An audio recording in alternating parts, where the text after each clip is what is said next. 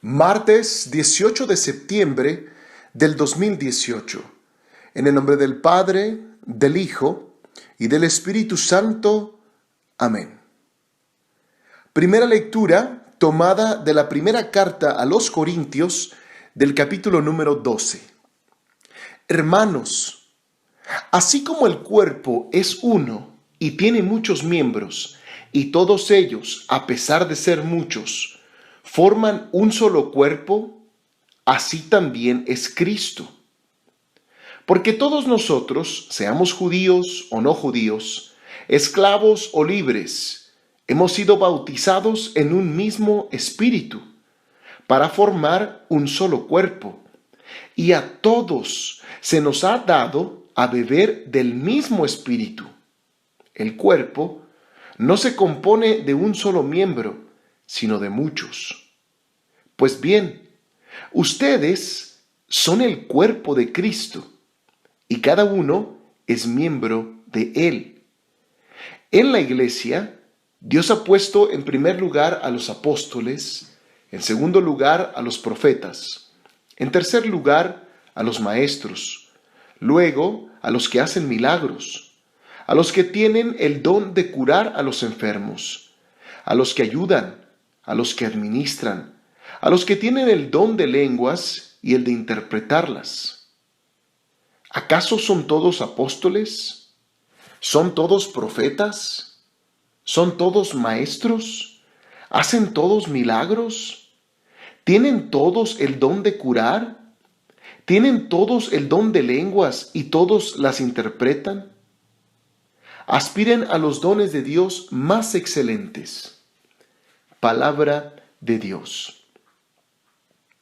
Salmo responsorial del Salmo número 99. Sirvamos al Señor con alegría. Alabemos a Dios todos los hombres, sirvamos al Señor con alegría, y con júbilo entremos en su presencia. Sirvamos al Señor con alegría. Reconozcamos que el Señor es Dios, que Él fue quien nos hizo y somos suyos, que somos su pueblo y su rebaño. Sirvamos al Señor con alegría. Entremos por sus puertas dando gracias. Crucemos por sus atrios entre himnos, alabando al Señor y bendiciéndolo. Sirvamos al Señor con alegría. Porque el Señor es bueno, bendigámoslo, porque es eterna su misericordia y su fidelidad nunca se acaba. Sirvamos al Señor con alegría. Lectura del Santo Evangelio según San Lucas, del capítulo número 7. En aquel tiempo se dirigía Jesús a una población llamada Naín, acompañado de sus discípulos y de mucha gente. Al llegar a la entrada de la población, se encontró con que sacaban a enterrar a un muerto, hijo único de una viuda, a la que acompañaba una gran muchedumbre. Cuando el Señor la vio, se compadeció de ella y le dijo: «No llores». Acercándose al ataúd, lo tocó, y los que lo llevaban se detuvieron. Entonces Jesús dijo: «Joven, yo te lo mando, levántate». Inmediatamente el que había muerto se levantó y comenzó a hablar. Jesús se lo entregó a su madre.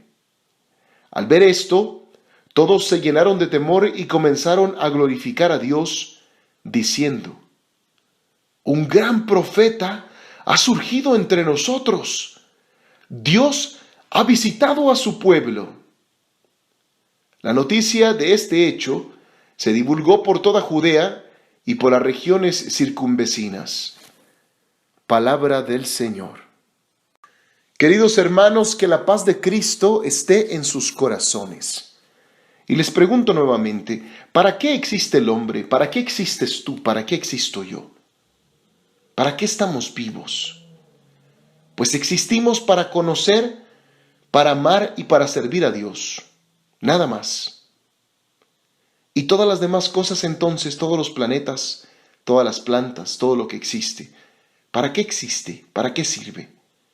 Pues para ayudar al hombre a alcanzar este fin para el cual Dios lo creó.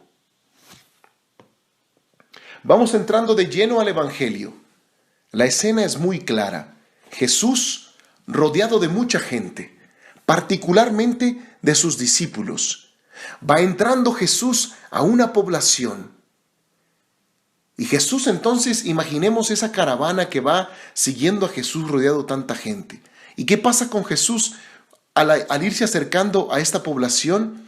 Es encontrado por otra caravana, por otro grupo de personas, también rodeados ante una persona.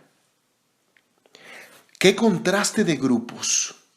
Unos acompañan a un muerto y le lloran, lo llevan a sepultar. Otros acompañan al más vivo de todos. Otros van con los ojos bien abiertos para no perderse ni un gesto de Jesús, pero los otros llevan sus ojos llenos de lágrimas.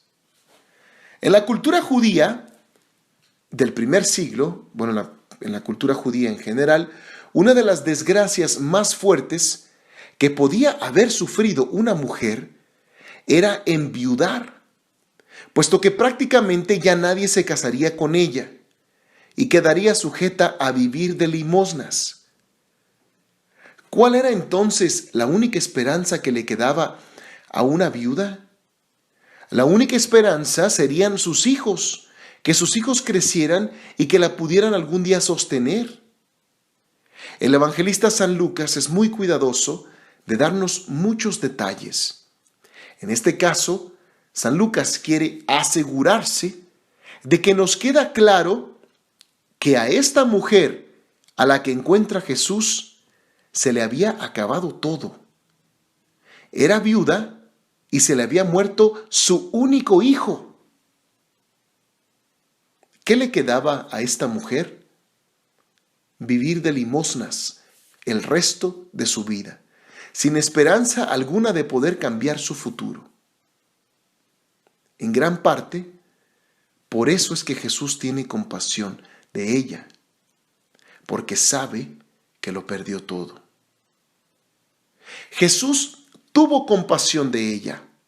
Es muy bueno poner siempre atención cuidadosa a los momentos en que los evangelios nos comunican los sentimientos de Jesús.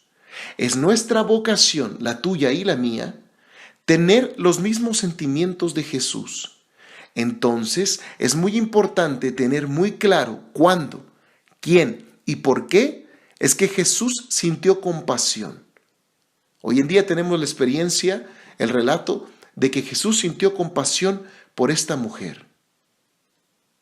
Aquí vale la pena recordar que Jesús no siempre mostró lo que nosotros en nuestro tiempo consideraríamos misericordia.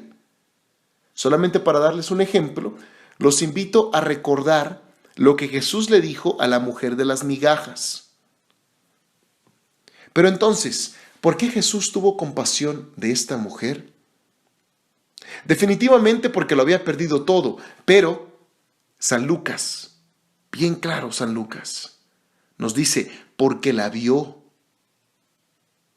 El Evangelio nos dice muy claramente que cuando Jesús la vio, fue entonces que tuvo compasión de ella. No sé cómo viva cada uno de ustedes, pero la gran mayoría de nosotros vivimos en silos, en pequeños entornos o burbujas donde todo es más o menos normal. Estamos como acostumbrados a los niveles de pobreza que vemos o que hemos visto con regularidad, o de sufrimiento o de dolor que vemos con regularidad. Y también estamos acostumbrados a ciertas comodidades y estilos de vida porque muy pocas veces volteamos para afuera. Les doy un ejemplo de esto. donde yo vivo, pues obviamente hay muchas personas que sufren. Hay muchas personas en esta ciudad, en este barrio, que están enfermas, que están tristes, eh, que tienen enfermedades, deformaciones. Pero recuerdo cuando Dios me permitió la gracia de volver a México en el 2013, hace ya 5 años. Vuelvo a México después de haber vivido en Estados Unidos por muchos años y después de nunca haber vivido en México como adulto. Entonces, el México que yo conocía era el México de mi niñez, el México de juegos, de alegría, de paseos, de amigos, de escuela. Y al regresar a México, me vuelvo a encontrar con lo que sí me tocó ver, pero que en ese entonces no me impactó. La pobreza, la enfermedad, las deformidades, por ejemplo,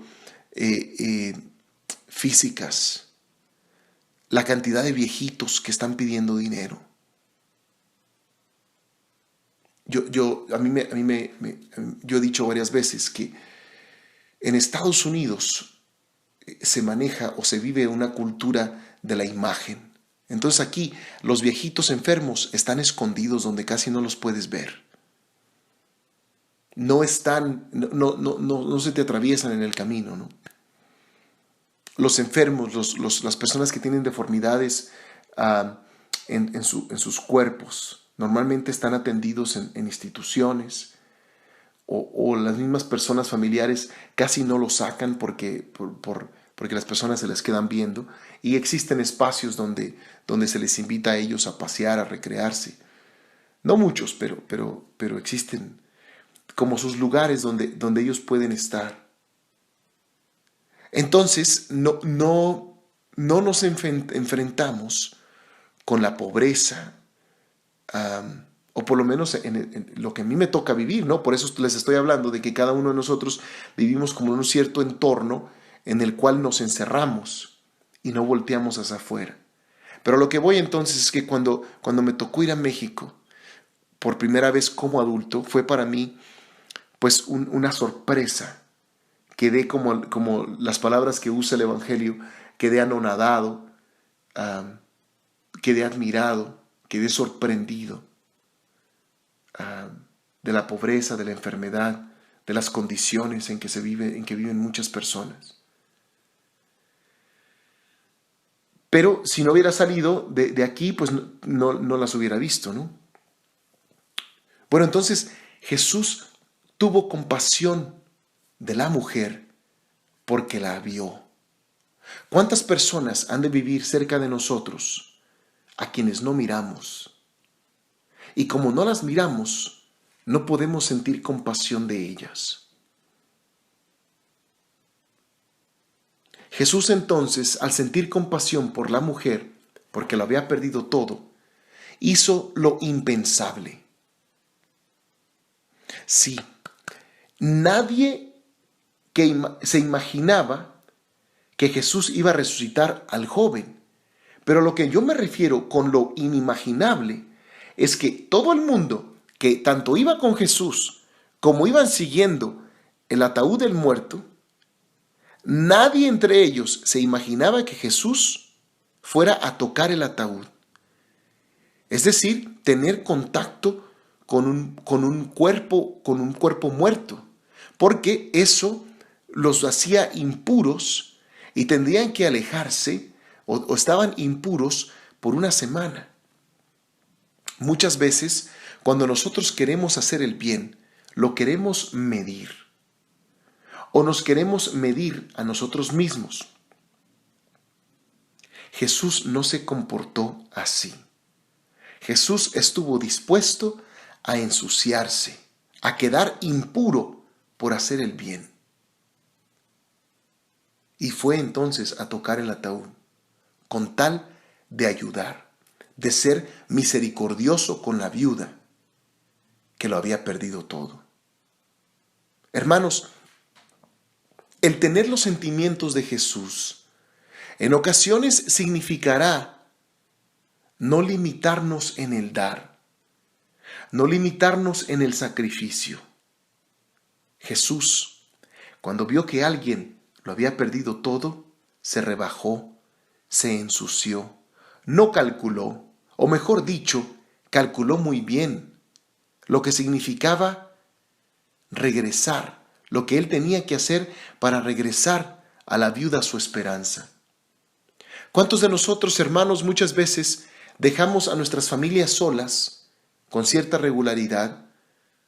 ¿O dejamos de hacer un bien, de visitar a algún amigo, a algún enfermo, ayudar en casa, o cumplir simplemente con nuestras responsabilidades por no faltar al rosario o por no faltar al grupo de la iglesia?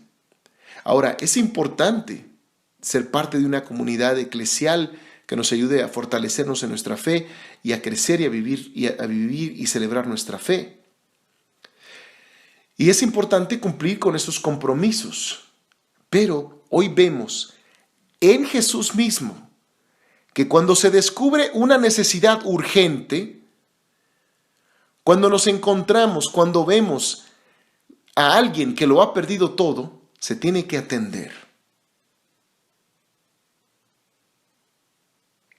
Me alargaría mucho si intentara dar una explicación sobre la primera lectura, que es tan rica, pero solo me voy a quedar con algo por ahora.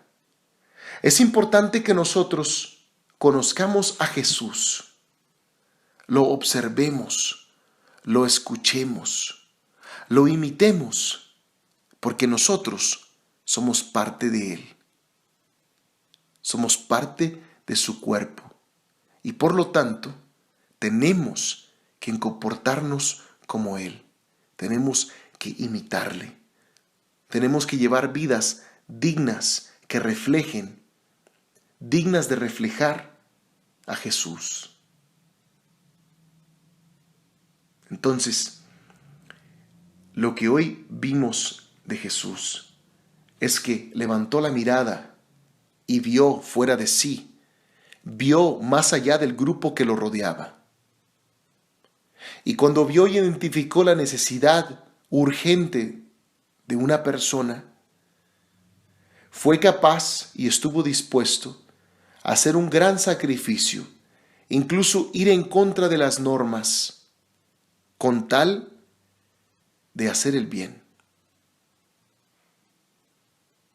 Estamos llamados entonces nosotros por Jesús, por nuestro bautismo, porque somos parte del cuerpo de Cristo, a vivir como Él, a imitarle, a voltear afuera. ¿Dónde está el necesitado en mi vida?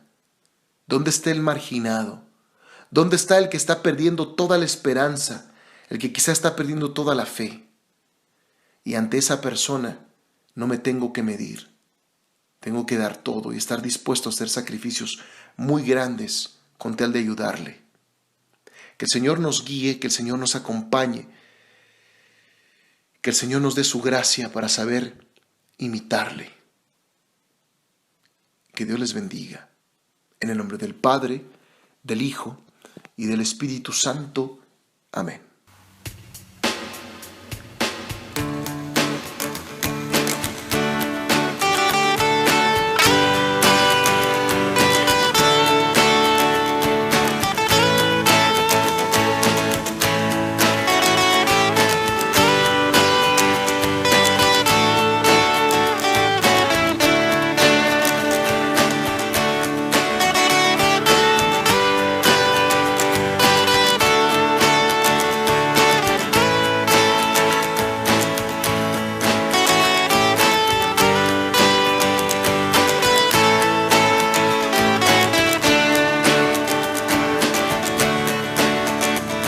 Espíritu,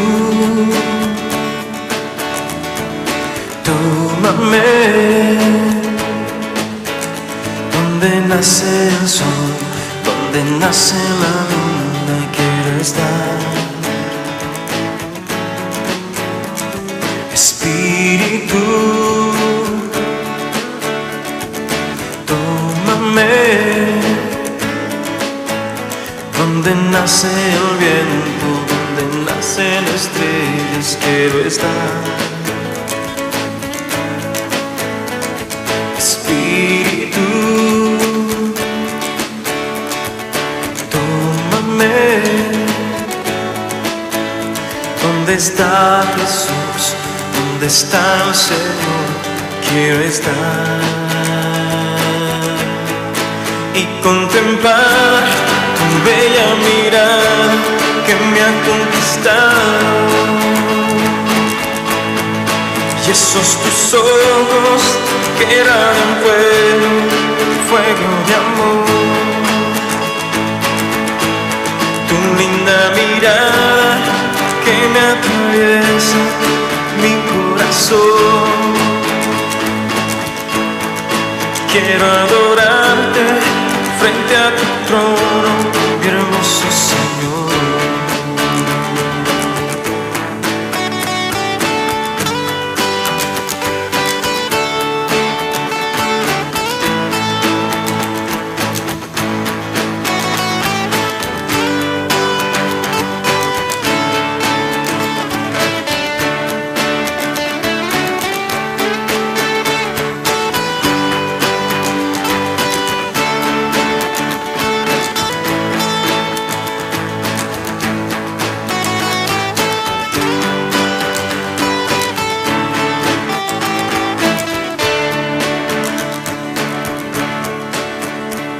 Espíritu,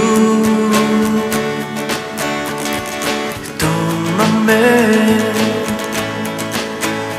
¿Dónde están los ángeles del Señor? Quiero estar. Espíritu, tómame. ¿Dónde está Jesús? ¿Dónde está el Señor? Quiero estar y contemplar tu bella mirada que me ha conquistado, y esos tus ojos que irradian fuego, fuego de amor. Tu linda mirada que me atraviesa mi corazón. Quiero adorarte frente a tu trono, mi hermoso Señor, y contemplar tu bella mirada que me ha conquistado, y esos tus ojos que eran fuego, fuego de amor.